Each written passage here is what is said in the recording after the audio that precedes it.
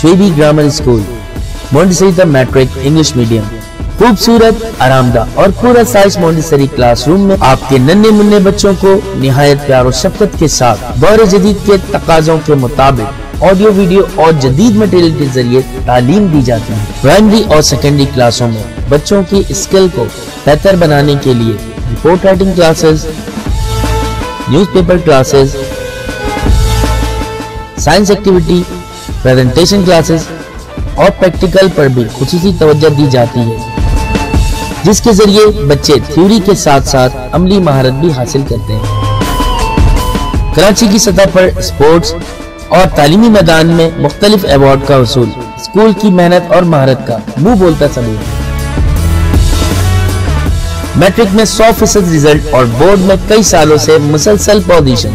दाखिले के लिए राब्ता करें कैंपस 1 शाहवलीउल्लाह नगर, कैंपस 2 रहमत चौक, phone 0213 666 1749, 0213 640 6946। Kids, how are you?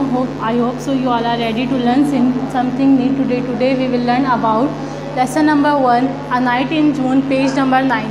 Class एक पोयम है छोटी, जो कि किसने लिखी है? विलियम वर्ड्सवर्थ ने। कब लिखा है इन्होंने? 17 की डेट ऑफ बर्थ है और उनकी डेथ कब हुई? 1850 में। इस चैप्टर के अंदर हम क्या पढ़ेंगे? A night in June. Night किसे कहते हैं हम? रात को। जून क्या है?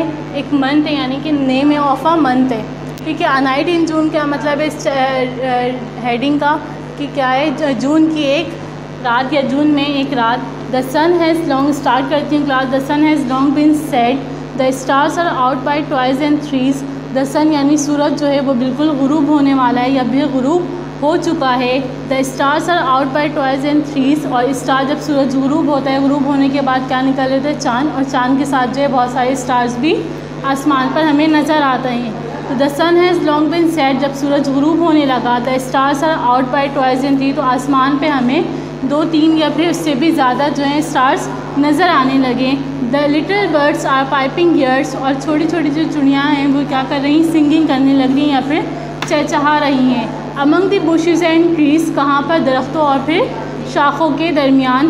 There is a cuckoo and 1 or 2 thrushes, यहाँ पर एक कुकू यानी कि कोयल है, और इसके अलावा 1 or 2 थ्रेशेस। थ्रेशेस कैसे हैं class? A type of bird, यानी कि बर्ड्स या परिंदे वगैरह होते हैं, उसी की दूसरी किस्म की एक बर्ड होती है, जिससे बर्ड यहाँ पे क्या बताया गया है? थ्रेशेस। देयर इज़ अ कुकू, यहाँ पर एक कोयल है, इसके अलावा और क्या है? 2, 3 या फिर 1, 2 थ्रेशेस यानी कि दूसरे परिंदे भी मौजूद है। And a far of wind and rashes, और हवा की चलने की आवाज़ें। रशेस कहते हैं जब हवा चल रही होती है तो आपको वह हवा महसूस हो रही होती है, तो इसी तरह का वर्ड यहाँ पे भी यूज़ किया गया है, क्या? Rashes.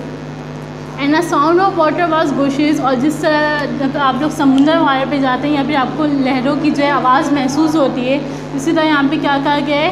A sound of water at bushes, उसकी समुंदर की लहरों की जो है आवाज़ जो है वो वहाँ पर महसूस कर रहे थे। And the Kuku shivering cry, और वहाँ पे जो कोयल थी वो बहुत ज़्यादा चिल्ला कर कह रही थी। Fills all the hollow of the sky, और उसकी आवाज़ जो है पूरे आसमान तक जा रही थी। ये पोएम लिखा है विलियम वर्ड्सवर्थ ने। इन्होंने ये पोएम क्या लिखा है? जब इन्होंने पोएम की अबाउट यानी कि इनके बारे में हम पढ़ लेते हैं थोड़ा सा, कि इन्होंने इनको बचपन से ही यानी कि अपने अंदर, आपको जब कोई चीज़ चाहिए होती है तो आप वो उस चीज़ के लिए ज़िद कर रहे होते हैं या फिर उस चीज़ के लिए जद्दोजहद कर रहे होते हैं, तो इन्हें भी बचपन से किस चीज़ का शौक़ था? पोएम्स लिखने का।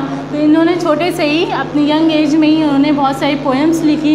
इसके अलावा उन्होंने क्या किया? वो छोटे से उम्र में उन्होंने अपनी पोएम भी लिखना स्टार्ट कर दी, और इनकी पोएम जो सबसे ज़्यादा मशहूर हुई थी उनकी लाइफ टाइम में, यानी कि जब वो ज़िंदा थे उसी टाइम इनकी पोएम मशहूर हो गई थी।